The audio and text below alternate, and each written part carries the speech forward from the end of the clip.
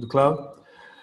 So yes, welcome again to our class, our online class on business statistics. And tonight, the topic is on looking at what we call interval estimation. But before I do that, I wanted to give you a chance to ask me any particular questions, either on the assignment or on material that you've actually previewed before coming to the session today. Now, I received an email. I'm out of town, but I received an email last night. I believe the email might have been sent a day or so ago on assignment number 2. And so I want to try to answer some of these questions before I get started. That came from Braden. And let me see if I can answer that. Maybe some of you had the same questions. So let's try to look at that. Okay, now I'm going to sort of bring up the particular question in focus here. Let's see here. So let's see which of these questions I can answer right here and there for the benefit of the entire group of you. So we want to look at these questions. And so I have here on assignment number 2 for question 1, part B, I calculated the Z value of 6.38, but the Z table for the question does not go past 5. Is there a missing document or did I do my calculations? If you get a large value such as 6.38, where it appears that the table only goes as far as 5.0, then in that case, you know that if you know what the area in the tail is as a result of having a Z value of 5.0, it means that if you go to 6.38, that area should be even less than that. Now, let me just take a look at the table. I'm just going to bring up the table. Give me a second. And I'm going to try to bring up my tables here.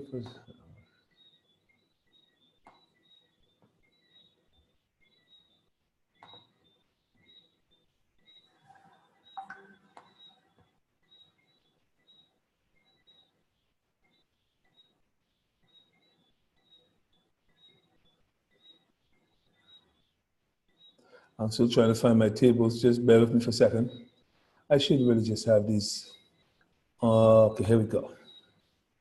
So the Z table in the textbook. And it goes, actually it does not even go to 5. So let's do a new share, stop this current share and do a new one. So if we're looking at, there's my Z table right here. So in this case, if we are looking at a Z value of 5.0, although the table only goes to 3.0, maybe he meant 3.0, then the area in the tail would be 0.001. So 6.38, the area in the tail would be less than 0.001. Let me try to illustrate that for you, because sometimes the table don't go as far as some of the Z values that we get in our calculations. So we need to know how to deal with those. So let us share my iPad. Let's see if it works this way.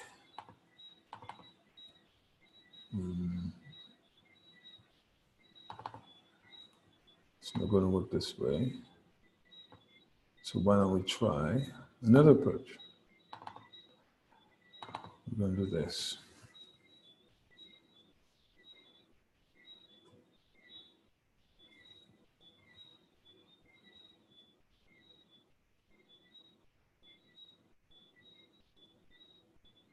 What's going on here?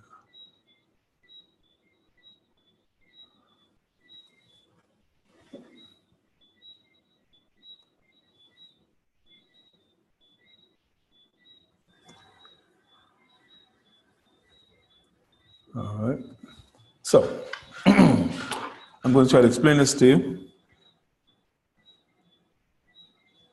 So say, for example, we have a Z value, and I believe the one that we're interested in is if we have a Z value of 6.38. So if we take a look at that, we are interested in this region right here. What is this region? But our textbook, as I just showed you, goes up to 3.09, I believe that is. Let me just double check that. 3.09. That's the best that we can get, 3.09. At 3.09, I'm going to do this in blue. The area to the left of that is 0.9990. If that area is 0.9990, just look at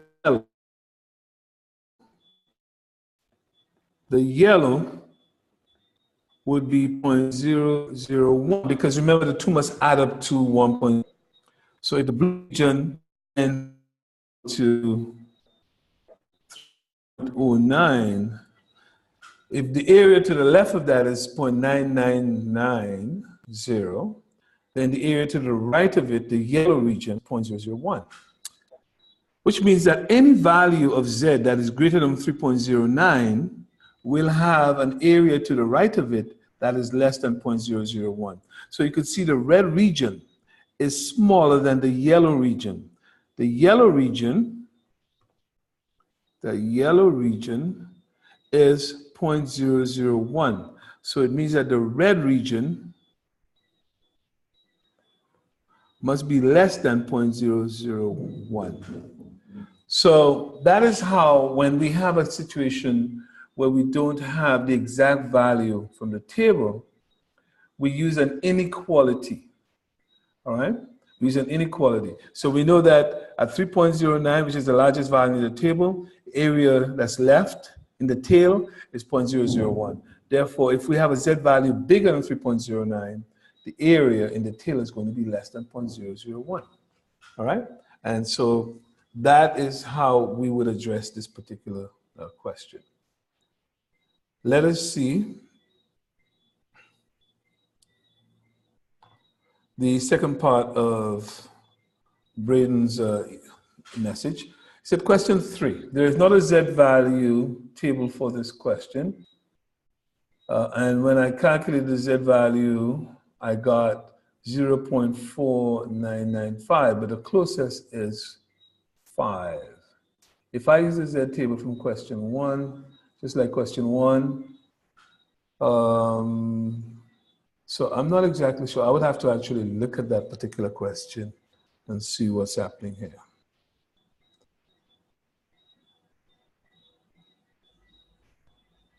Okay, I thought I might be able to use this as an opportunity to share with you how you handle situations when the Z value is bigger than what we have in the table, or smaller than what we have in the table. So our Z table also goes to negative 3.09, and the area, negative 3.09 is 0.001, which means if we have a Z value that is less than that, say negative 4.25 or something like that, then the area to the left of that would be smaller than the red area.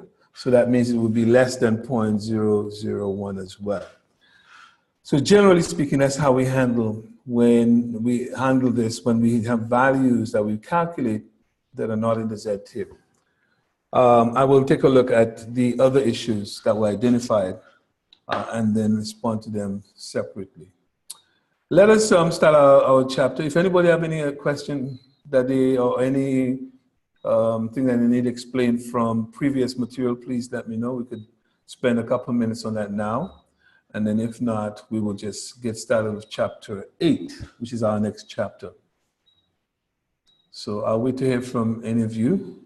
If you have a question based on chapter 7 or the assignment that you're working on. Just to confirm, our assignment is due Sunday? Yes? Okay.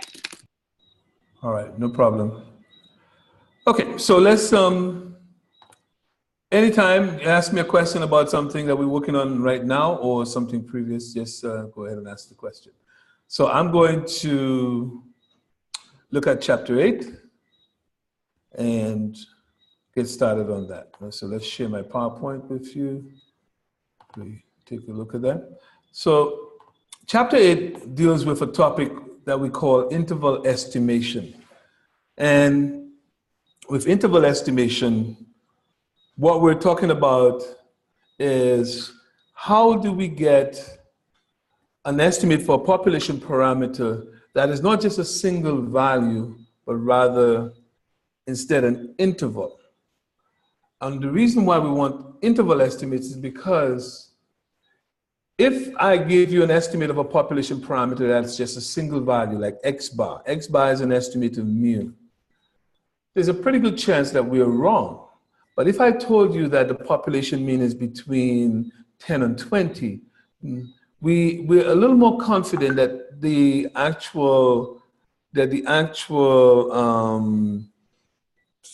we're a little more confident that the actual mean might be in that range. So a range or an interval for a population parameter is a little more comforting than a single value, because there's a pretty good chance that that single value that we have is wrong.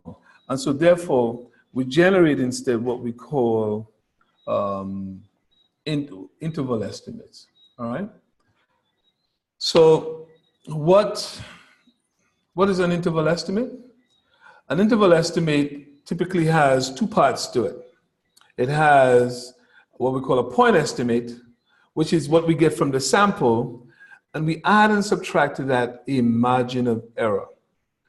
So that margin of error is what we add and subtract plus or minus. So if we say 10 plus or minus 3, then we're providing an interval estimate that goes between 10 minus 3 is 7, and 10 plus 3 is 13, between 7 and 13. Where our point estimate was 10, there's a pretty good chance that 10 may not be the right value. But if we say between 7 and 13, we may have a much better chance that the interval contains the parameter that we are interested in. So that's where interval estimates actually come in. And so I'd like to just very quickly go through trying to estimate a population mean and a population proportion under certain conditions, okay? Instead of going for the PowerPoint, why don't I just quickly go over what the formulas look like for that and then work a couple of examples for you. So I'm going to go back to my iPad and sort of share that. Give me...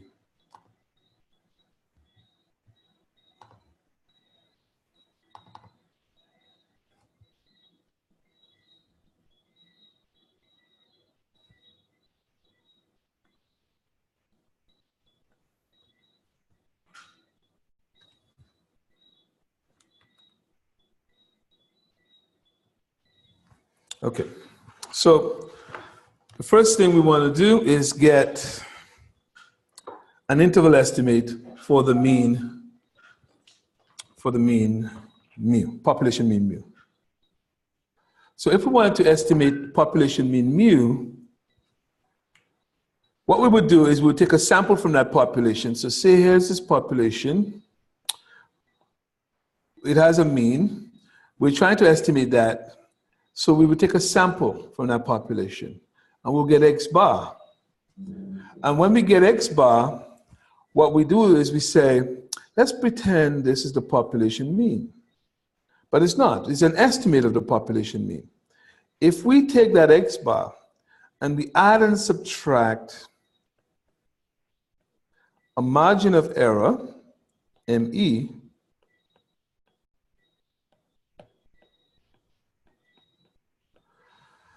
then there's a chance that that interval will contain the mean. That interval will be X bar minus the margin of error to X bar plus the margin of error. So that's why we call it an interval. It has an upper part and a lower part to it. So it's kind of like this. So what we do, say this is our population mean, but the sample that we got is X bar right here. So when we add the margin of error and we subtract the margin of error, what we're doing essentially is almost like fitting a distribution, pretending that X bar is mu.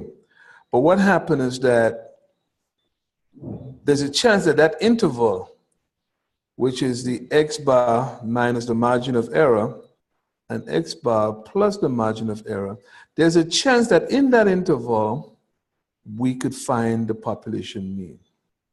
So what we do is we calculate a value for that margin of error, and we associate with it what we call a confidence level, all right? And the confidence level we will decide how much confidence we want to have that the interval contains the population mean in this case. So let us look at what a confidence interval for mu looks like.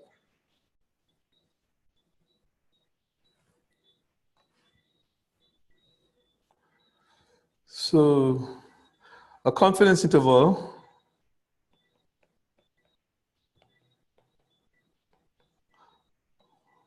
for population mean, mu, looks like this. We take the sample estimate, which we call our point estimate, plus or minus z sigma over root n. Now that's in the case where sigma is known. That's in the case where sigma is known. So if we know sigma, this is what our confidence interval will be given by. This part we call a point estimate. So the reason why it's a point because it's a single value. This Z part is what we call the critical value. And this part right here is what we call the standard error or standard deviation, standard error. So the margin of error is all of this piece right here.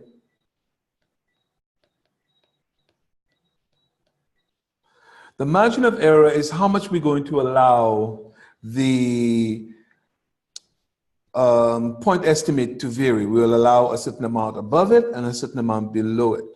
But that margin of error is determined by a critical value and the standard error. Now, you might be interested in what's this all about, and let me try to explain that to you. So one of the things that we try to do is to have a level of confidence associated with an interval. So that level of confidence will determine the value of Z, or if we're using a t distribution, the value of t. Let's try to see if we can understand that. Now, this will take you back to the empirical rule. You have to appreciate the empirical rule for this question.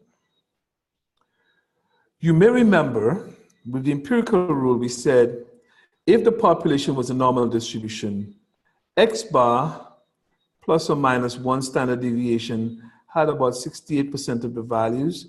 X bar plus or minus two standard deviations had about 95% of the values. And then X bar plus or minus three standard deviations had 99.74% of the values. It's kind of where this comes from. It really comes from the normal distribution. So in essence, if I took X bar and pretended it was a population mean, and the population was a normal distribution, if I say I would like a 95% confidence level that the interval that I generate contains the population mean, then this area right here must be a 95% chance. So that area, there's a 95% chance the interval contains the mean, which means that there's a Z value associated with that 95%. You could go to the table, folks, and figure out what that is. It turns out for 95%, it will be 1.96.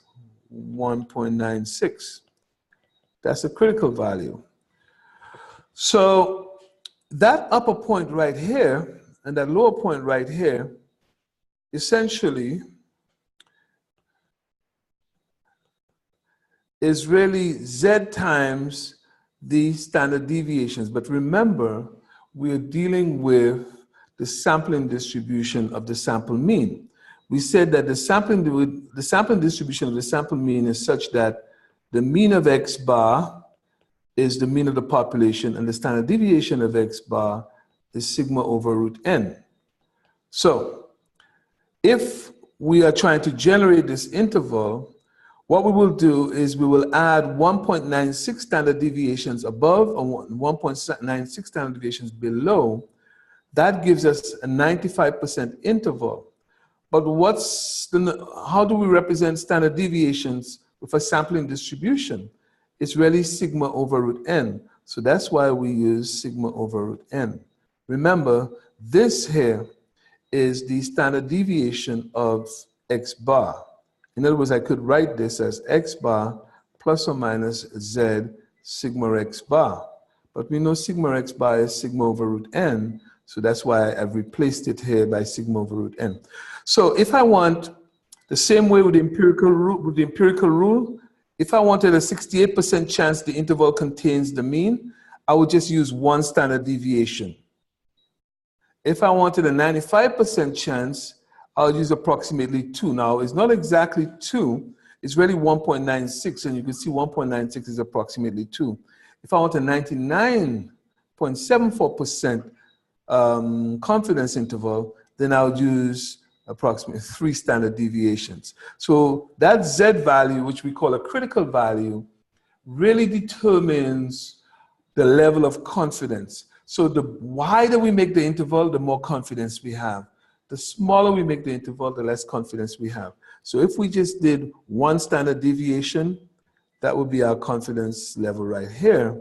So that would be your X bar plus sigma over root n, because Z is 1, X bar minus sigma over root n. And then if we went for 2 of them, then it would be X bar minus 2 sigma over root n. The next one is X bar plus 2 sigma over root n. And then if we want 99%, then we make it 3 standard deviations. So all of that comes from the empirical rule, which basically says if our population is a normal distribution, then 68% of the data falls within 1 standard deviation, 95% falls within 2 standard deviations, and 99% within 3. But when we're applying this concept, we try to get a little more accurate, and it turns out that for 95% is really 1.96 standard deviations, not 2. 2 is just a rounded value. So, having said that, for a confidence interval for the population mean mu, we would get that confidence interval as follows.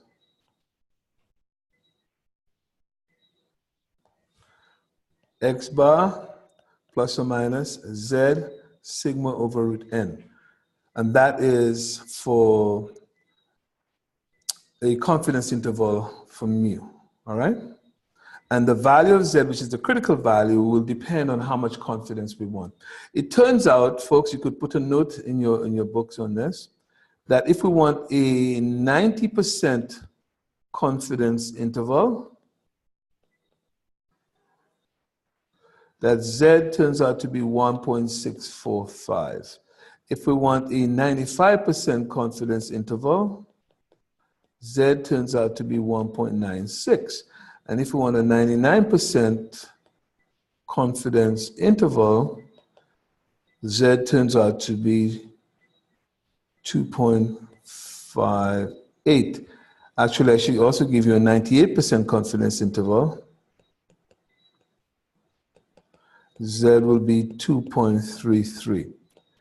Now you're wondering, where did I get that from? That's a good question. So maybe I'll just demonstrate one of them for you, and then you'll see you'll know how to do the rest of them. So let's just do one of them. So how did we get those numbers? So write that down in your notes and memorize it, because we'll be using it quite a bit in this course, but I'm going to show you one of them. Let's do 98% confidence interval. So if I want a 98% confidence interval,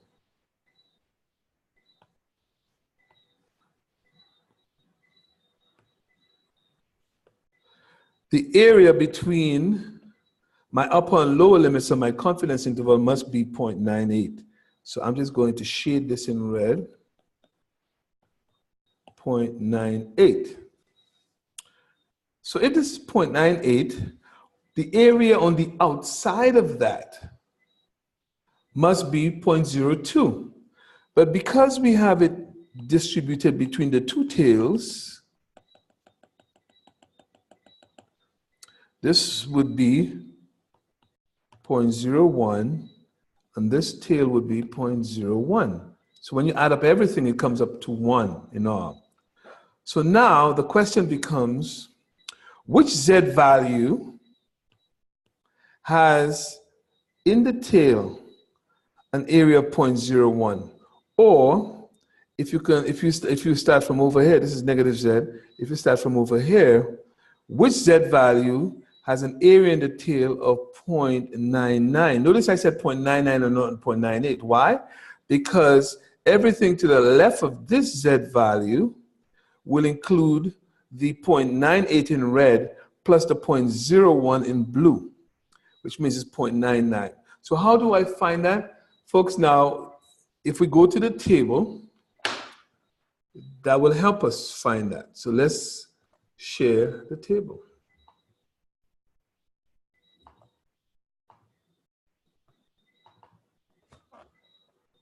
So remember, the area in my tail was 0.01.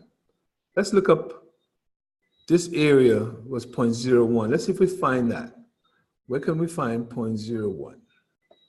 So if I look here, what's the closest I'm coming to 0.01? I'm kind of close to it right here. And if I look over here, I am 0.0099. I am 0.0102. This one seems a bit closer than this one. So I would use negative 2 point, and that's 2.030, 2.31, 2.32, and 2.33. Let's just look at it right here. If you look at the second decimal place is up here. If I go down, 0.0099 is very close to 0.01. That's the closest value in my table to 0.01. So the area in the tail is 0.01. I will use negative 2.33. So that's how I get a Z value of negative 2.33. Because that distribution is symmetrical, then if I have negative 2.33 when the area in the left tail is 0.01, I will have positive 2.33 when the area in the right tail is also 0.01.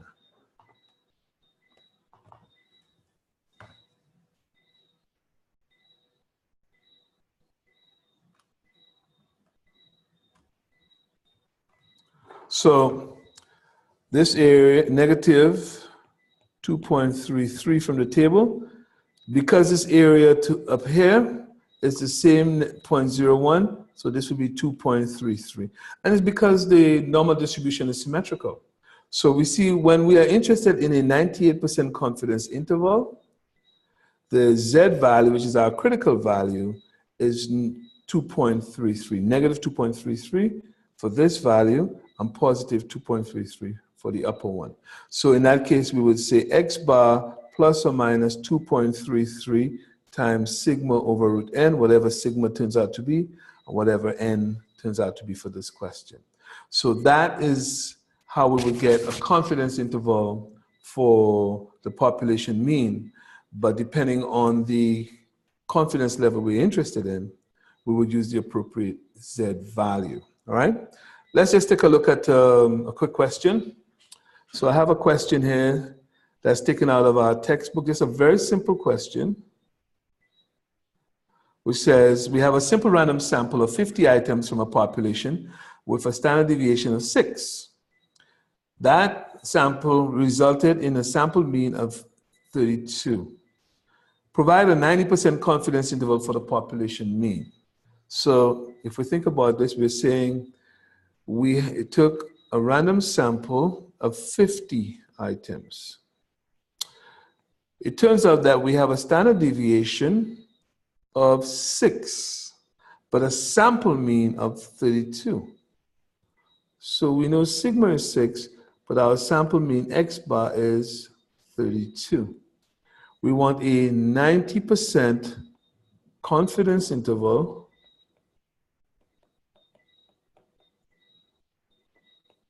for the population mean mu. How do we get that? So because we know sigma, that means we could apply the first limit theorem. We apply the first limit theorem, and so therefore we would claim that the population is a normal population. In which case, a confidence interval for mu is given by x bar, point estimate, plus or minus z sigma over the square root of n. So our sample mean is known, which is 32. Our standard deviation is known, which is 6. Our sample size is known, which is 50. Only thing we're not sure about is z. But remember, z is our critical value. And that z value depends on the level of confidence. We want 90% confidence interval. I already gave you the value, but I'm just going to just remind you. So if this is 90%, 0.90, and I'm just going to shade it, then what's on the outside of the 0.90 is 10%, which means that this is 0.05, 0.05. We have to divide it equally because the nature of a confidence interval is that it is symmetrical about the center. So if that's 0.05, if we look at the table, this will turn out to be negative 1.645, 1.645. Always remember that the upper one is just the negative of the lower value, all right? Because they're symmetrical.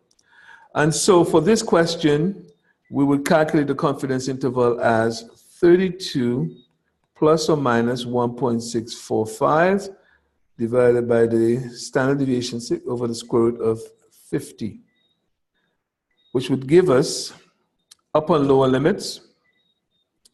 So the population mean would be in the interval of 32 plus, sorry, not plus, but minus 1.645 times 6 over the square root of 50, and 32 plus 1.645, 6 over the square root of 50. You can put that in brackets just to make it easier to recognize. So that's what our confidence interval would be, and the answer to that is shown here. So if you look,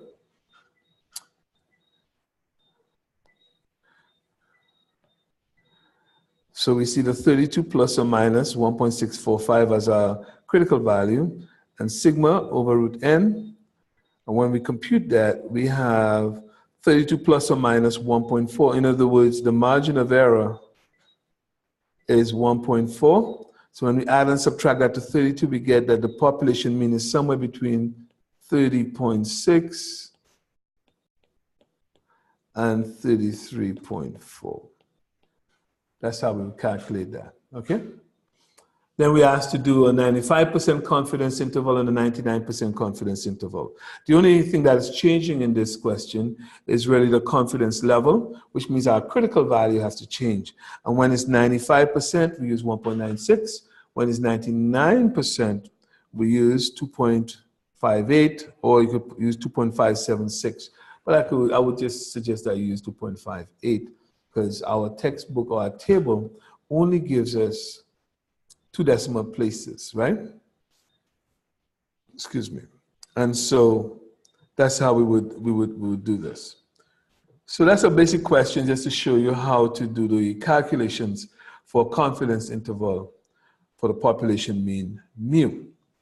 Now we do have the case where mu is not, sigma is not known, in which case we have to use a new distribution called the t distribution. But before I do that, I want to do one more example with one more example here involving confidence interval for population mean. Let's see if I find something a little more significant here. So this one involves T. So this says here, data were collected on the amount spent by 64 customers for lunch, right? At a major Houston restaurant. These data are contained in a file named Houston. Based on past studies, the population standard deviation is known to be $6. So we're using 6 again. At a 99% confidence interval, at a 99% confidence interval, what is the margin of error? So remember that a confidence interval has two parts to it. So first thing, we know that we have our sample size, we must be able to identify, is 64. Our standard deviation is 6. So for this question, we would put what's given to us. We have a sample size. Let me just use a different ink here. We have a sample size N of 64, a standard deviation of $6. What's the margin of error? Well, if you recall the margin of error, if we want A, and I believe it is for a 99% confidence interval. So a confidence interval is given by x bar plus or minus z sigma over root n when sigma is known. And so the margin of error is always this piece right here, which has two parts to it, a critical value and a standard error. Critical value and standard error, all right? And so in this case, since we want a 99% confidence interval, what is our critical value? Recall we say for 99% confidence interval, Z value would be 2.58. The book uses 2.576. That's because it's using Excel to give us an exact value. But our textbook would actually force us to use 2.58 because we only have 2 decimal places in the table in our text. So that margin of error would be Z sigma over the square root of n, which is 2.58 times 6 over the square root of 64. 80 to 64, so that would be equal to 2.58 times 6, times 6 divided by 8. And if we did a 2, this is 3, this is 4, and we could do the multiplication on that. I would have to use my calculator on my phone to get the exact value. Let me just use my Excel calculator. Give me one quick second. I'll find that for you.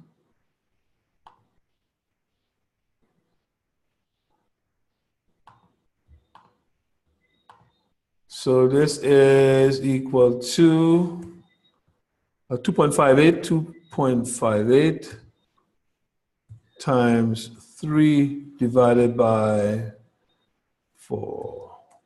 Margin of error is 1.935. Let's see what we have here. 1.93, and that's the margin of error right here. So what's the confidence interval? Well, just remember that the confidence interval is your sample statistic plus or minus your margin of error. Remember that the margin of error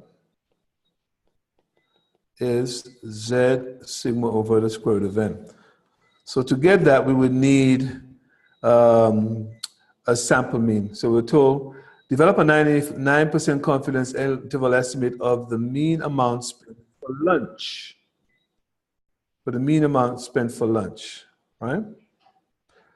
But to be able to do that, we would actually need to take the data given to us. We need the data given to us in the file, and then to calculate the average amount spent. So that average amount turns out to be $21.52. You don't see given to you here in the question because we expected to use a web file. That is an Excel file provided to us by the textbook. And for the data, we would simply, it would just be in an Excel column. We would just average the values and we'll get a sample mean of 21.52. So it just simply means that to get the confidence interval, we would add X bar, which is 2152, plus or minus our margin of error, 1.935, and then we compute what that is. So based on that, we would get an interval estimate for how much people spend at that restaurant in Houston. We would get the mean being between 2152 plus 1935, whatever that turns out to be, and 2152 minus 1.935. And that would be your confidence interval. Since that's dollars, we should put dollars for our units. So that's a confidence interval for the mean mu when sigma is known. Now, sometimes we want to get an interval estimate that has a certain width. We want to get an interval estimate that has a certain width. Right now, the margin of error is $1.93, or we could say $1.94. That means that that is the error in our estimate. We could end up being above the value by $1.94 or below it by up to $1.94. Sometimes we believe that the intervals, not the interval, but the margin of error might be too big, and we want to narrow it down a little bit. So how can we narrow that down? So let's just take a look at how we calculate a particular sample size for a given margin of error. So what happens is that if I want to shrink my margin of error, the choice that I have or the control that I have is in my sample size. Think about it for a moment, that we have X bar, which you can't really predict, you cannot control that. Z you could control in terms of your confidence level, but if you keep your confidence level fixed, what is the other thing that you can control? You cannot control X bar and you cannot control sigma, but you have control over N, the sample size. And because the margin of error is Z sigma over the square root of N, if I make N as big as possible, it shrinks my margin of error. That's because N is in the denominator. So if I make N as large as possible, I shrink the margin of error. So sometimes I want to shrink my margin of error so I get a much better estimate of that population parameter. So let's do what we call sample size calculations, all right?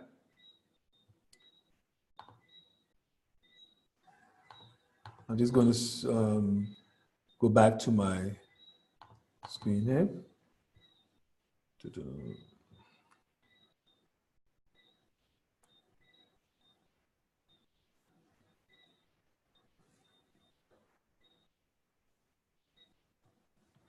Okay, so introduce a new page.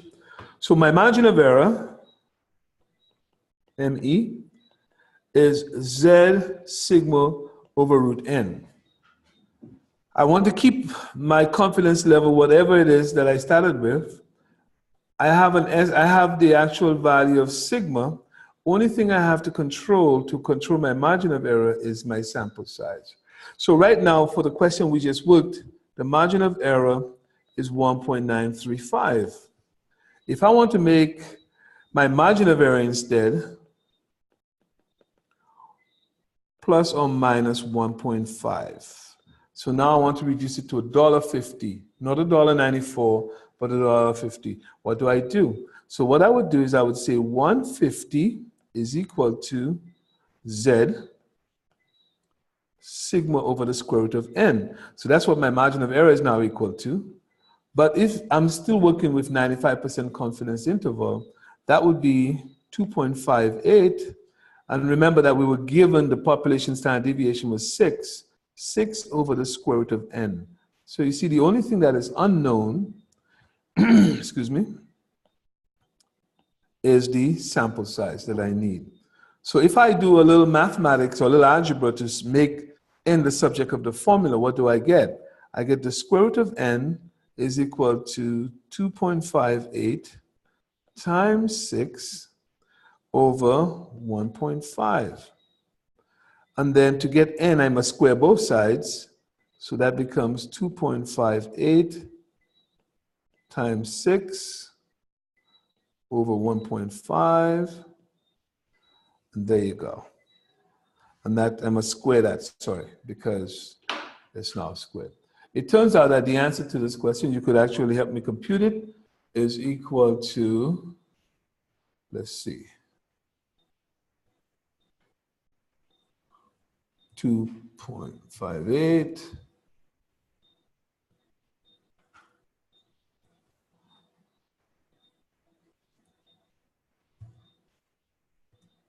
times 6 divided by 1.5. And we will square that, raise that to the power of 2. It turns out that it's approximately 107. My sample size will be approximately 107. We always round out, since we're talking about sample size, we round up, because up, if you make it larger, remember, the larger the sample size, the better it is. So rather than, if it was 1.65, as in our, that's what it is in our case, you don't go down, because down makes the interval small, makes the interval a bit larger. The smaller the n, the bigger the margin of error. The bigger the n, the smaller the margin of error. So we always round up. So that's how we would do our sample size calculation. So in terms of calculating a sample size for a given margin of error, we could calculate a formula that says margin of error is equal to Z sigma over root n, and therefore n is equal to Z sigma over the margin of error squared. So that's the formula for sample size calculation. All right? So that brings us to the end of finding confidence interval for population mean mu when sigma is known. What happens when sigma is unknown? I'll come to that shortly, but before we do that, let us do the case where we're going to handle proportions, because proportions allow us to stay with the normal distribution, and then I have to introduce you to a new distribution called a t-distribution. So as we're going along, we will be introduced to 4 different distributions in this course: a normal distribution, a t-distribution, a chi-square distribution, and an F distribution. These are 4 distributions that we will learn. So we're getting ready to start the second one. But before we do that, I'm going to actually do a confidence interval for proportions. And the reason why is because since we're going to stick with Z, what we already know about the value of Z for different confidence levels, we know that Z is 1.645 when we want a 90% confidence interval. Z is 1.96 when we want a 95% confidence interval. Z is, we are looking for, Z is 2.33 for 98% and 2.58 for 99%. So we're going to stick with the normal distribution for now, all right? And then we will move to T, the distribution. If you have any questions, please feel free to ask at this point. So now let's look at confidence interval for population proportion. Let me share my screen.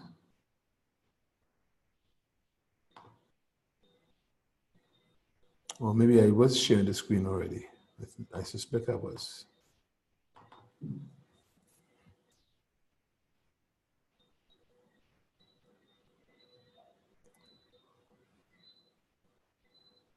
Okay, so here we go.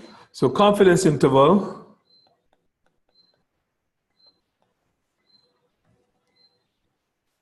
for population proportion.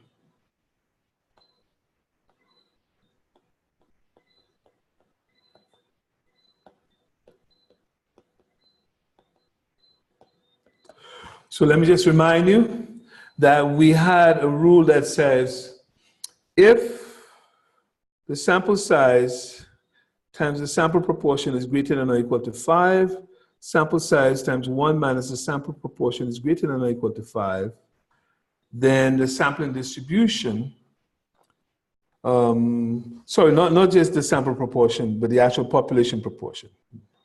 Sorry about that. Hang on. Let's remove the bar. If we happen to know the population proportion, P, if it turns out that NP is greater than or equal to 5 and N times 1 minus P is greater than or equal to 5, then we can use the normal approximation to the binomial, where, remember we said the mean of the sample proportions is equal to P, the population proportion, and the standard deviation of the sample proportions was given by P1 minus P over N, and the square root of all of that. And you may recall in our last class, we said Z is equal to P bar, point estimate, population proportion, over the standard error, P1 minus P over root N. So a confidence interval for population proportion. So a confidence interval for P is given by point estimate. What's the point estimate of P? Is sample proportion, P bar. What's the margin of error? A critical value, which turns out to be Z, times the standard error, which is P1 minus P over N. Now that's the standard error, except that we don't know P. If we knew P, we don't need a confidence interval for it. So we have to replace P by P bar. And that gives us a confidence interval for population proportion. Remember, that's our margin of error, which is made up of two parts, your critical value and your standard error.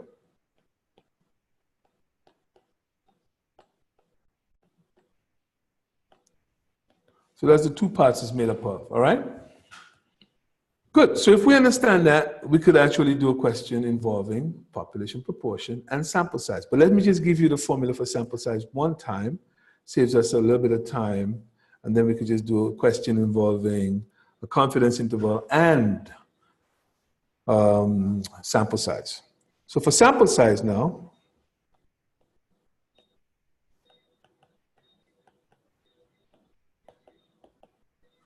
and in case you want to remember why we're doing this, is because sometimes the margin of error is too big.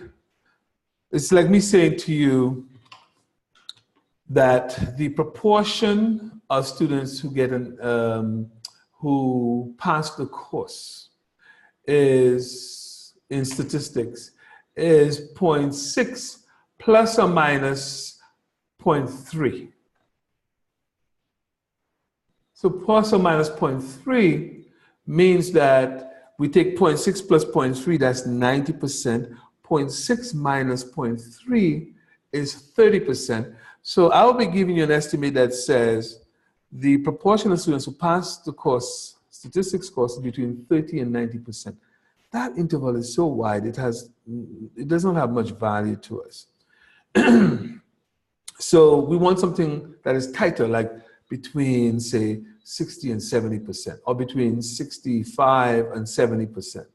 So we want a tighter interval, a smaller interval. And the way that we get that, because the n is in the denominator, if we could make n as large as possible, increase the size of n, we reduce the standard error, and by reducing the standard error, we end up making the interval a lot tighter. So for sample size calculation, our margin of error would be Z P bar 1 minus P bar over N. Remember, I'm not using P because I don't know population proportion.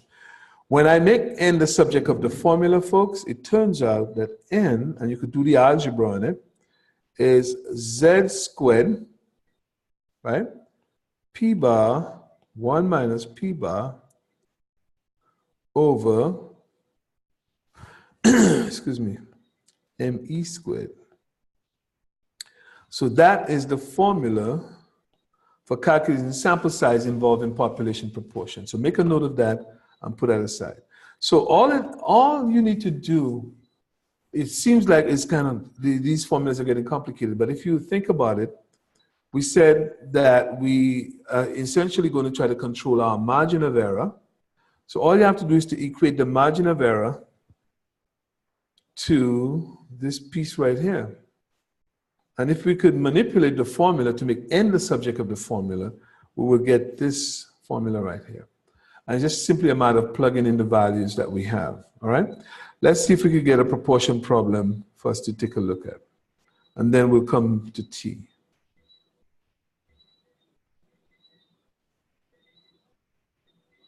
There we go. Here's a question. So make it a little bigger so you can see it. The Consumer Reports National Research Center conducted a telephone survey of 2,000 adults to learn about the major economic concerns for the future. So the survey results show that 1,760 of the respondents think the future health of Social Security is a major concern. So how many people were surveyed? 2,000. How many people think that is a concern? 1,760. So there's a proportion involved in that, right? What is the point estimate of the population proportion of adults who think the future health of Social Security is a major concern? Well, that would be the sample proportion, because remember, sample proportions are point estimates. So in that case, we know that we obtain a sample of 2,000. But in that 2,000, 1,760 feel that is a problem. So that's our sample proportion, which turns out to be 0.88. Second part is develop a 90% confidence interval for the margin of error. We know margin of error for proportions is Z P bar 1 minus P bar over the square root of n, in which case that would be the Z value for 90% is 1.645, and then we have to do the substitute of this. So 0.88 was our sample proportion. 1 minus 0.88 is 0.12. What was our sample size? 2,000. When we compute that, it turns out that our margin of error right here is 0.0120. And so the last thing we got to do is to develop a confidence interval, a 90% confidence interval. Well, with a 90% confidence interval, all we need to do is to add the point estimate to the margin of error, because remember, all confidence intervals have this form to it. Point estimate, PE, plus or minus the margin of error. For proportions, our point estimate is P bar plus or minus our margin of error, Z P bar 1 minus P bar over N. All right? Make sense? Makes a lot of sense. So let us calculate that confidence interval. Since we've already calculated the point estimate, which is 0.88, and the margin of error, which is 0.012, all we need to do is to add and subtract those. So that makes life a whole lot easier. And so a 90, was it 90% or 95%? 90%. 90% CI, confidence interval, for P, population proportion, There's P bar plus or minus Z, P bar 1 minus P bar over N, and P bar was 0.88 plus or minus the Z value for 90% is 1.645, and 0.88 times 0.12 over 2,000. We already know that this portion is our margin of error. This portion is our point estimate. So it's 0.88 plus or minus 0.012. We've already calculated that as 0.012 in the last question. In which case, when we add 0.012, this becomes the population proportion is somewhere between, excuse me, one is 9.892. And that's 8, 2 from 6.868. In other words, 86.8%, since we're talking about proportions, to 89.2%. That's the answer to that question. So now let's do a sample size question associated with that. Currently, the margin of error is 1.2%. So the margin of error is 1.2% or 0.012. What if I wanted to reduce the margin of error to just 1%? What sample size do I need to reduce it to 1%?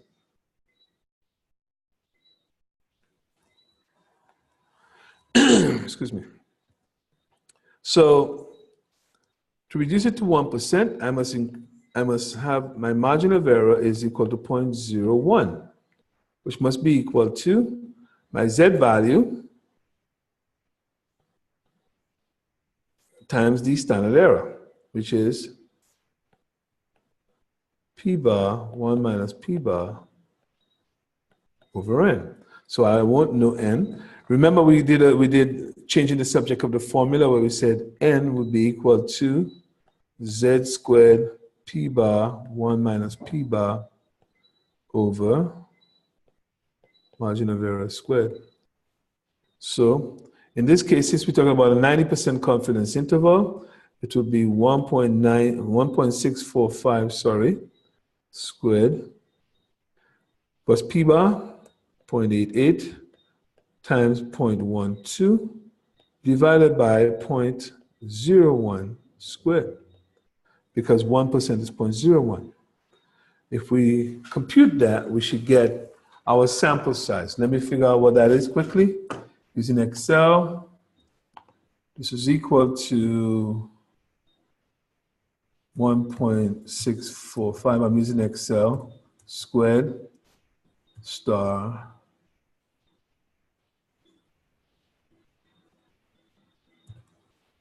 0.88 star 0.12 divided by 0.01 squared. It turns out that I need 2858. So my sample size needs to be 2858. And you could verify that by just doing the arithmetic associated with that question. All right? So to get a margin of error, we have to survey an additional 858 people. Imagine that, that we had a margin of error of 1.2%. To try to get down from 1.2 to 1%, we have to survey that many more people, almost 900 people. That's a lot, just to kind of improve our estimate by 0.2%. So will you spend the money to go survey another 900 people? Chances are not. We might just be happy with the 1.2%. So folks, that is confidence interval involving proportions and finding sample size. Let me just double check. Any questions for me, please, at this point? Just going to take a quick look at our course outline just to see how far we're supposed to get, if we're supposed to do the t-distribution today, which I suspect we should. So I'm just going on my computer right now. You're not seeing this, but I can show it to you so that You're not. At a loss? So here is our outline. Let me just double checking the topics to make sure that we are on track.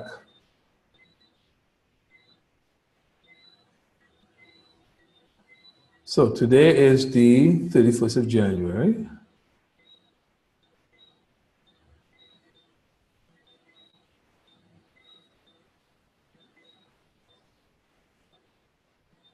So that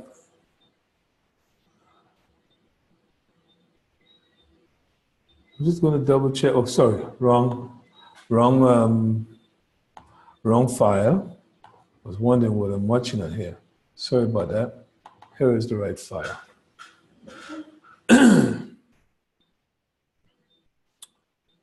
So I'm still sharing with you. I'm not sure. Let's see. Yeah, I had the wrong file. Okay, there we go.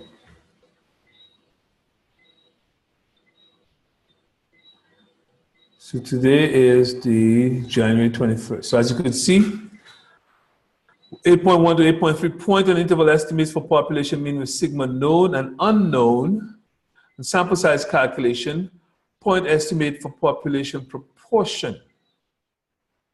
So we did 8.4, we did 8.1, 8.2. The last thing we have to do now is to do the case with sigma unknown, all right? So let's take a look at the case where sigma is unknown. And now I must introduce you to a new probability distribution called the t-distribution. So let's try to get a sense of that. I'm going to bring up a different table called the t-table.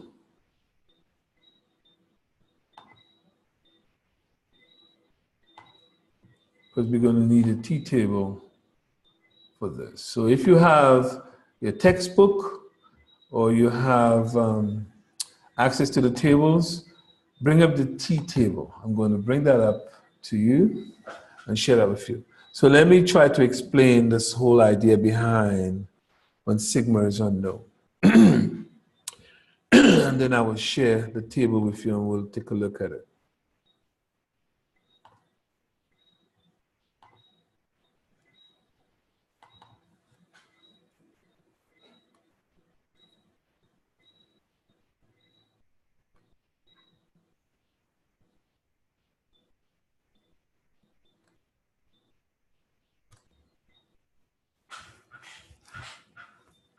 So, t-table.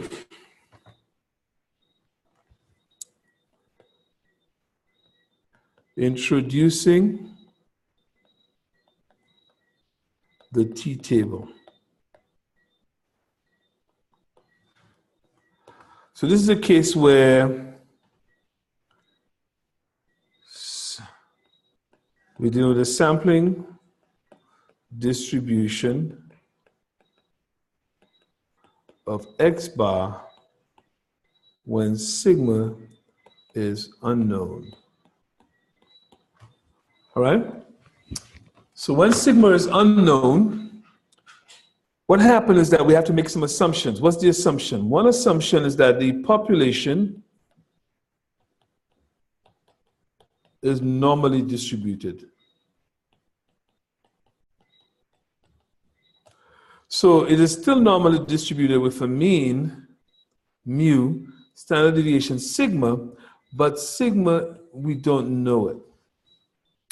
So what happens in that case, when we don't know sigma, to find probabilities, instead of using the standard normal distribution for z, let's say, for example, we had a value here, x bar, so mu x bar, sigma x bar. Instead of using z for this x bar, we now need to use a different distribution called a t-distribution because we don't know sigma. And we refer to that distribution as a student's t-distribution. So instead of z, we replace this now by a t-distribution.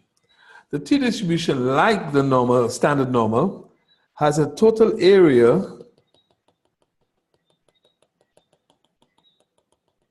of 1.0. It is symmetrical about 0. But then what happens now is that for different sample sizes, because we don't know sigma, and sigma needs to be estimated from our sample data, we have a situation where the reliability of that distribution for calculating probabilities will require that we make some kind of adjustment depending on the sample size. So what happened is that instead of using a single t-distribution, just like we use the standard normal, we will use a family of t-distributions. And that family of t-distributions actually is linked to the sample size. So for each sample size, there's a different t-distribution until at some point, when the sample size gets large enough, that sampling distribution does not change anymore, and it becomes a normal distribution. So you may remember the central limit theorem. That's what the central limit theorem, in a way, speaks to, that as the sample size gets large, the sampling distribution becomes normal. So to give you a picture of this, and then we'll get into it. So the idea being, when our sample sizes are small, we have to compensate, and we come up with a t-distribution which is symmetrical like the standard normal, but it looks like it has very long tails. And we say each t-distribution is associated with a degrees of freedom.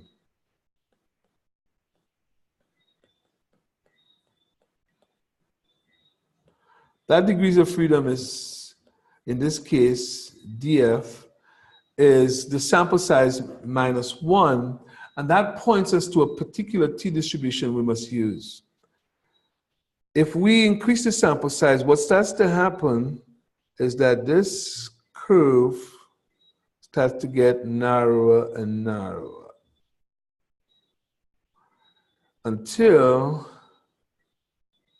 it becomes a normal distribution. So it will still have the same center, but each of these curves here is associated with a different degrees of freedom. And then eventually, when the degrees of freedom get sufficiently large, or the sample size gets sufficiently large, and what is sufficiently large? Greater than or equal to 30, the sampling distribution becomes approximately normal, right? But prior to that is a t-distribution. So that brings us back to that central limit theorem, where we said if we have a population with mean mu, standard deviation, sigma, the sampling distribution of the sampling distribution of the sample mean becomes approximately normal when the sample size gets large. And then large is when n is greater than or equal to 30. We'll assume it's sufficiently large for us to conclude that the sampling distribution is approximately normal. So the t-distribution requires a degrees of freedom, and given the area that we are interested in, we will get the t-value that we can use in confidence intervals and so on, all right? Let's see what we're talking about. So in our books, we'll have a table given to us where we'll have this area, let's call it A, and then we will have a degrees of freedom. So the table looks something like this.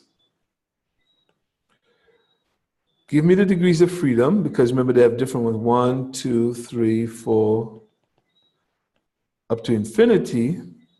And give me the area in the tail, 0.99, 0.9, 0.1, 0.05, 0.025, 0.01, 0.005, and so on.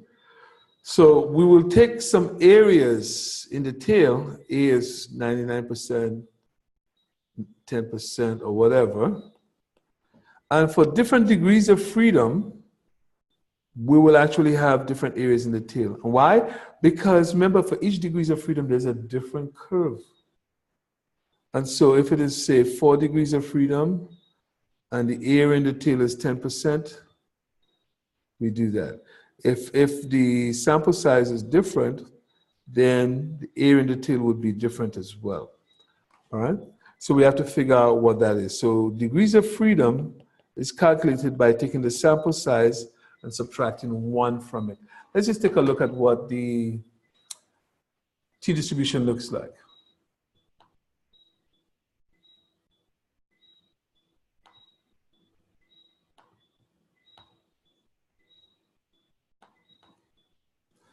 So here's the t-distribution, and you could see that essentially we have the table giving us the degrees of freedom, and remember the degrees of freedom is the sample size minus 1, and the area in the tail, that is this shaded region right here.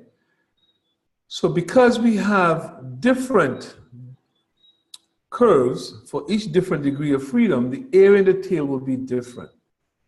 Or if we take the same area in the tail, the t-value will be different. And so if we have, say, a sample size of 10, then the degrees of freedom is 9. If the area in the tail is 0.025 or 2.5%, then this will be our t-value. So those t-values in the body of the table are similar to z values, z or t. So z when the sampling distribution is normal, t when sigma is unknown, and so we have to kind of make some adjustment for different sample sizes. So we use the t distribution, all right? So remember that. So in that case, we have to change our formula for a confidence interval, and it looks like this. Bear with me, we're almost through the night.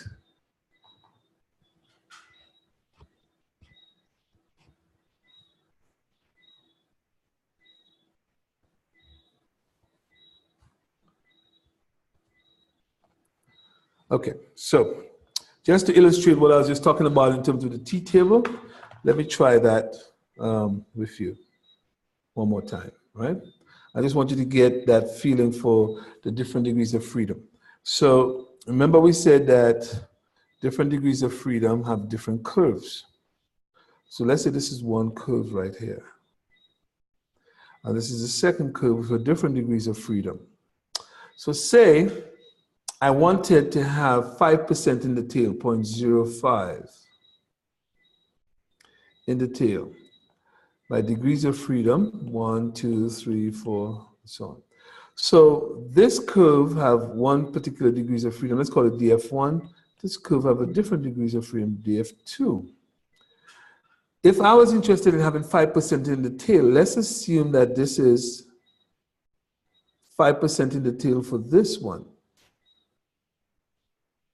So that's the t-value for that. But if we wanted 5% for the bigger one and shorter one, let's see, that's the same 5%, but notice that the t-value is not at the same point. The two t-values are different, and that's why, and that's because we have two different degrees of freedom. So with 5% in the tail right here, if my degrees of freedom was, say, 3, I would have this value. If my degrees of freedom is 15, as an example, I will have a different t-value. So the t-values change for the same area in the tail, okay? The t-values will change for the same area in the tail. If you have the same t-values and different degrees of freedom, then the probability or the area in the tails will be different. And that's easy to see where if you look along here, same degrees of freedom, right? But if the area in the tail is different, the t's are different. So when the area is the same and the degrees of freedom are different, we will have different t values. So just keep in mind that you need a different t distribution for each sample size. And so therefore, they give us different values. So now the formula for a confidence interval. So a confidence interval for mu when sigma is unknown, we have the same parameters to that. It would be the sample estimate, which is x bar, plus or minus a critical value. But when sigma was known, our critical value was z. Now our critical value is t. And we tend to put it this way, t alpha over 2 degrees of freedom. These are actually indices. And we don't put sigma because we don't know it. If we did, we wouldn't be using t, we'd be using z. So here's our critical value. Here's our standard error.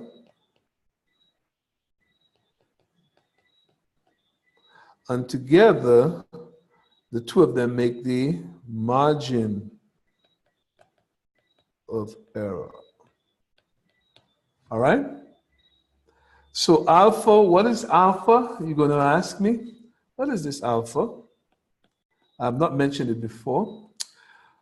So what it turns out to be is that we say alpha is called a significance level. I have not used it in the case of Z, but I actually have been using it, but just not calling out the name. So whenever we talk about a confidence interval, that confidence interval is actually 1 minus alpha. So alpha is what we call the significance level. Let me write that down properly for you. Alpha is the significance level. And I'll tell you what it means. Give me 1 second. So what is this alpha? So it turns out, in terms of the nomenclature, our confidence level, we denote by 1 minus alpha. And our significance level is alpha. In other words, the confidence level is the probability that the interval contains the mean or the population parameter. Significance level is the probability that it does not contain the parameter. So if you want to put this down, probability interval contains parameter 1 minus alpha. So when we do this, and then we come up with a confidence interval, this area right here is our 1 minus alpha. All right? So if that turns out to be a 90% confidence interval, so that 1 minus alpha is 90%, which means alpha is what's on the outside, which is 10%. So in essence, this z value is z over 2. Why would I put z over 2? Because, let's use blue, because this area is alpha over 2. I must divide the alpha between the two tails. Alpha over 2, so it's become negative z alpha over 2. I just did not label it early on, but that's what it is, alpha over 2. So if we're now dealing with the t distribution, I change from z to t. Oops, sorry. So if I'm going to change from z to t,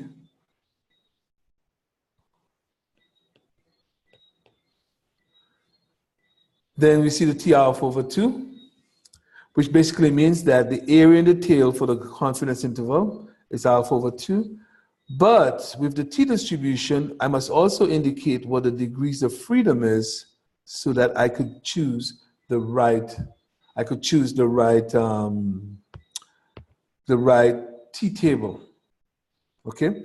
So that's where the t alpha over 2 df comes in, so that I know which t-table to use, not t-table, but t distribution to use, which is a function of the degrees of freedom, and I know that the area in the tail is alpha over 2.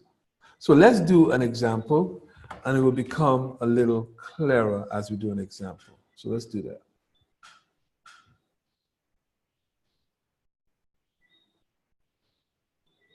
I have to go back a little bit. Here we go. I'm going to do this question right here.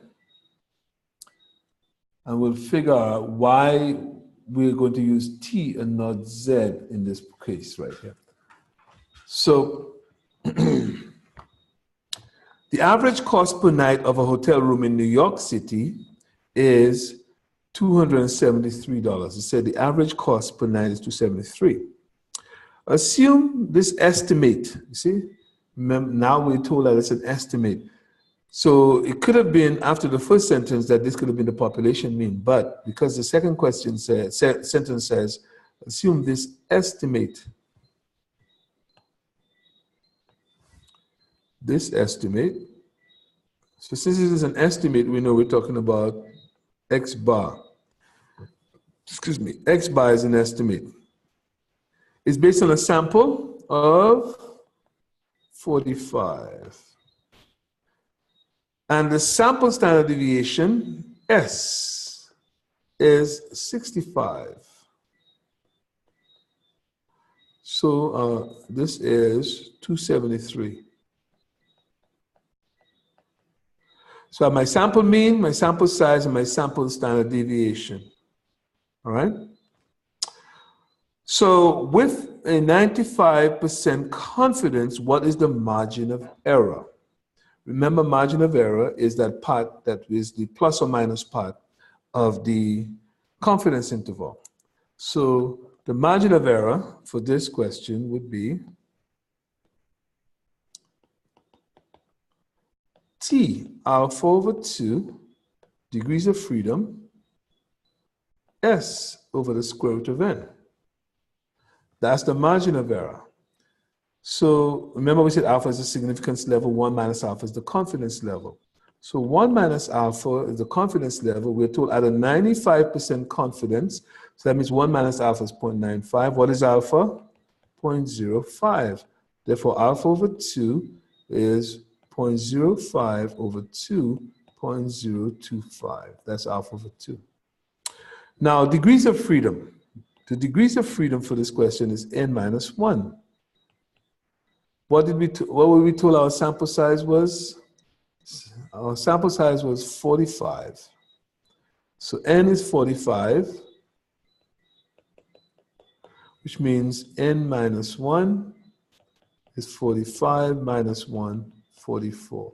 So that's our degrees of freedom. So the t-value, our critical value, which is our t-value, for our margin of error,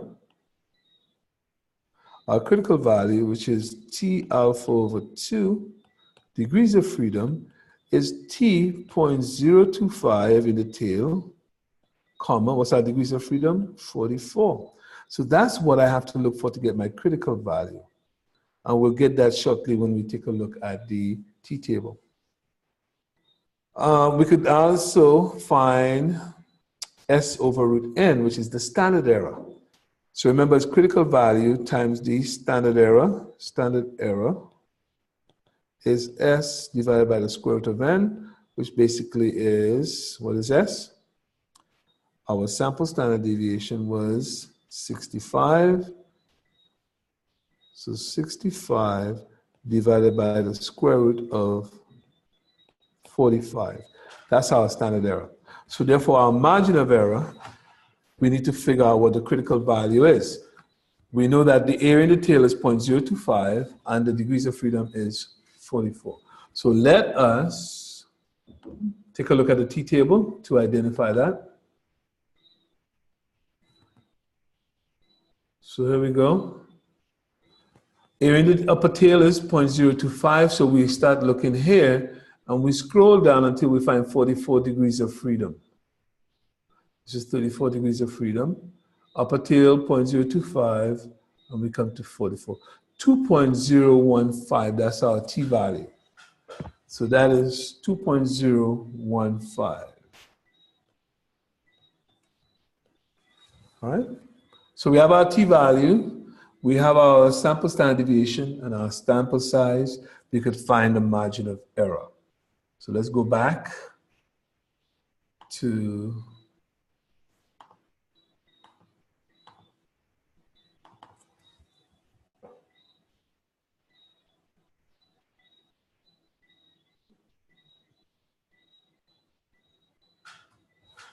So here's the t-value that I wrote down. My t-value is 2.015, right? So therefore my margin of error is the t-value 2.015 times the 65 divided by the square root of 45. Let's see what that turns out to be.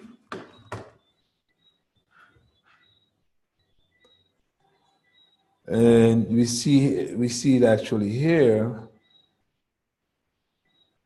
in which case it is 19.52. So this is 19.52. We could do the calculation on that, all right? So that's our margin of error for that first part of the question. 19.52. Okay? Let's see the second part of that question. What is a 95% confidence interval estimate for the population mean? Okay?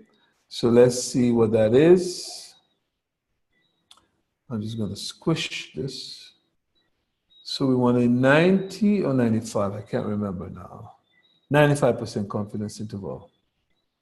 We've already calculated the t-value for 95%, which is 2.015, which is great. So now, remember that our confidence interval is x bar plus or minus t alpha over 2 degrees of freedom s over the square root of n.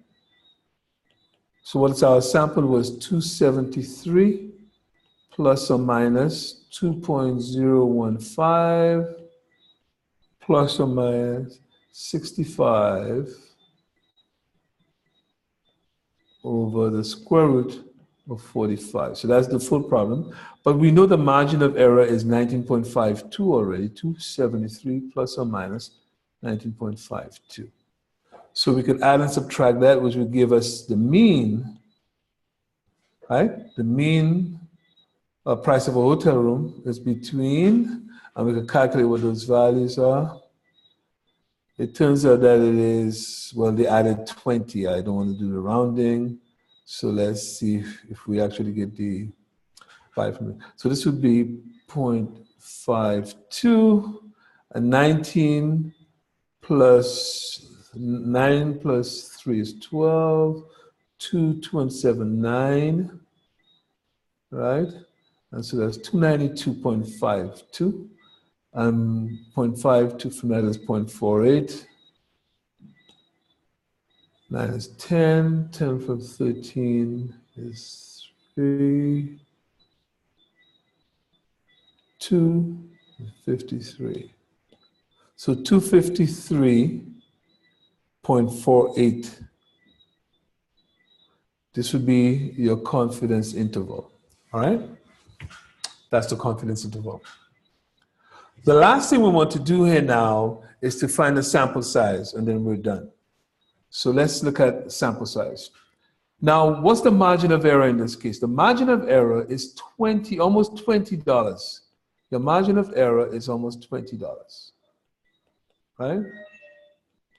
So if you think about that for a moment, okay, margin of error being almost $20, we have an interval estimate of between 253 and 292, and we might say that's a bit wide. Can I get an estimate within $10?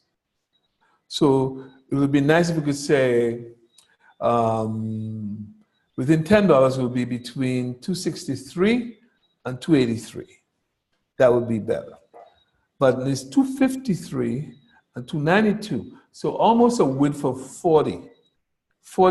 That's a big width. So how can we reduce that?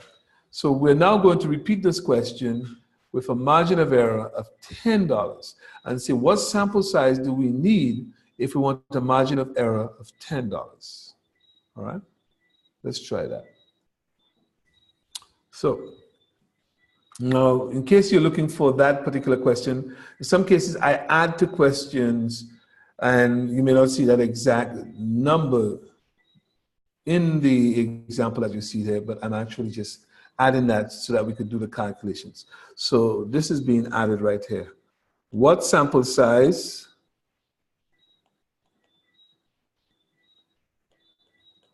is needed for a margin of error of $10?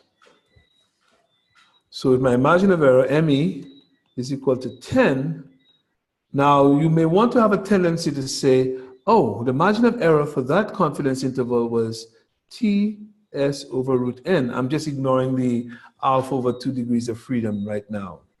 Or maybe I should put it in so that you don't get confused. Okay, so what happened to it? So alpha over 2 degrees of freedom, S over root N. But we have a problem. We cannot use that formula. And why is that? We cannot use that formula because a t-value requires a degrees of freedom. And a degrees of freedom requires a sample size. Because we don't know what the sample size is going to be, we cannot use that t-value. The only thing that stays independent of the sample size is the z value. So as a result, we're not going to use this. We're going to use z instead. Not only that, we figure that if your sample size increased enough, then the z value might be a reasonable estimate instead of using t. So we were going to do this and repeat that with z instead. So that is equal to z s over root n. So we'll still use the sample, but we're going to use s instead. So 10 is equal to that. And you may recall that we said for population mean, ME is equal to Z sigma over root n, but in this case we have to use S. And when we do the cross multiplication, it turns out that N is equal to ZS over ME, but we must square both sides to get rid of the square root sign. So in that case, we would say that N is equal to, was Z. So for 95% confidence interval, Z is 1.96. The S was 65. And the margin of error now we want is 10. So if we square that, we get our new sample size. All right? Let me calculate what that turned out to be. Is equal to 1.96 star 65 divided by 10, close and square. It turns out that it's about 163. Approximately, the answer is 162.3, but because we have to round up, it's 163. So our sample size for $10 margin of error should be $163. All right? That's what it should be. If we want to get an estimate that's within $10 of the population mean. So that's what we would do. And that gives us the sample size calculation for the case when we have a t-distribution, but now we want to narrow the margin of error, make it smaller. We do not use t, we use z. And then we go ahead and calculate that. So as you can see, with 163, that sample size is sufficiently large that the t-distribution will become approximately a normal distribution. Okay? And so that's how we would view this. Good. So on that note, that brings us to the end of the section of chapter 8 that we wanted to cover, which was first to deal with single sample problems or single population problems involving sample mean and sample proportion. So just to summarize things, we were interested in getting an interval estimate for population mean and population proportion. What happened is that whenever we take a sample from a population, if that population is normal or anything else, we get a sample estimate X bar for the mean, and we may get an estimate for our proportion. So in that case, we're saying that there's a pretty good chance that that point estimate could be in error. If that point estimate is in error, what's a better estimate? So instead of a point estimate, why don't we get an interval estimate instead? So that we have a range within which we believe that population parameter would fall, and we associate with it a confidence level, right? Which is 1 minus alpha. Alpha is the significance level, the probability that the interval does not have that parameter, or 1 minus alpha, probability that it does. And that comes from the empirical distribution, or the empirical rule, sorry. So in the case when sigma is known, then it is X bar plus or minus Z, our critical value, times the standard error. So that becomes a margin of error. And let's not confuse the standard error with margin of error, right? And this is our point estimate, PE. Point estimate, critical value, standard error. And remember, standard error and critical value together give us the margin of error. Margin of error is the amount we add and subtract to the point estimate to get the interval estimate. So it's like saying 5 plus or minus 3, which will give you between 2 and 8. All right? That's what we do. Now, in the case where it's unknown, that is the population standard deviation is unknown, and we want to estimate mu, we will use a t-distribution. And so it becomes X bar plus or minus t half over 2 degrees of freedom S over root n. So notice I'm not using sigma anymore. And we had to introduce a new distribution, which is the t-distribution.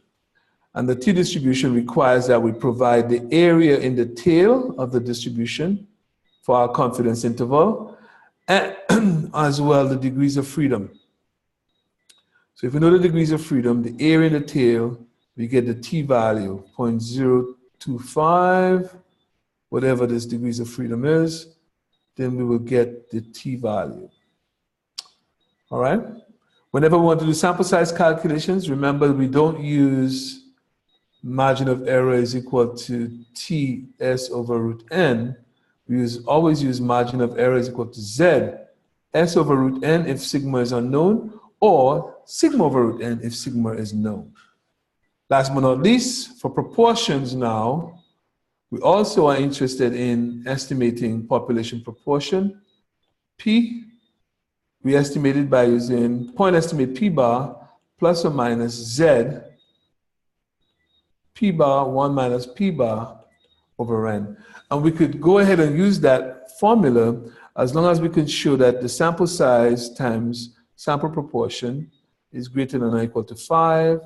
Sample size times 1 minus the sample proportion is also greater than or equal to 5. And so that's the condition for us to use a normal approximation to what we call the binomial distribution. And it allows us to approximate a binomial distribution by using a normal distribution. So then we are able to use this right here, and the margin of error, ME, much the same way, is Z P bar 1 minus P bar over N. And if we solve for N, if we solve for N, we will get Z squared P bar 1 minus P bar over ME squared. And that would be the formula for that. And that would allow us to find sample sizes for population proportion for a given margin of error, all right? So that sums it up, folks, in terms of the section on chapter 8 that deals with interval estimation, but for single parameter, single population. Later on, when we start looking at two populations, where we become interested in the difference between two population means or two population proportions, it gets interesting. And I believe that's where we start to introduce that in chapters 10. So chapter 9 has to do with an area called hypothesis testing. And I would love for you to preview that section before we meet in our next session, okay? Any questions for me? Hopefully the examples that I did made that topic a little bit clearer. If you had a chance to watch the videos beforehand, perhaps this was a nice refresher for you. If you didn't have a chance to watch it beforehand, hopefully you understood what I went through. And if not, I'm actually recording this, and so you should be able to go back and watch it again so that we hopefully get the ideas and the concepts well, okay? So any questions for me?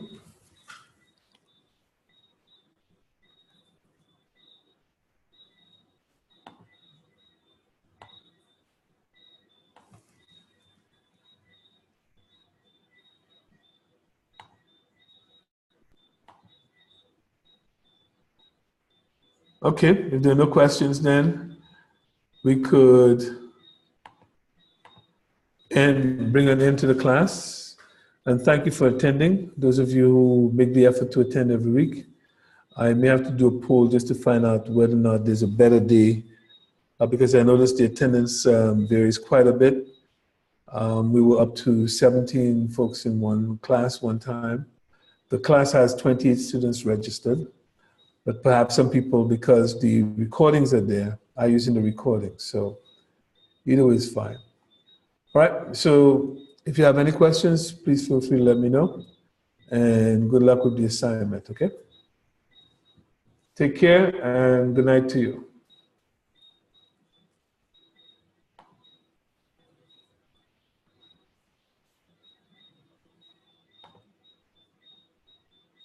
Okay, good night.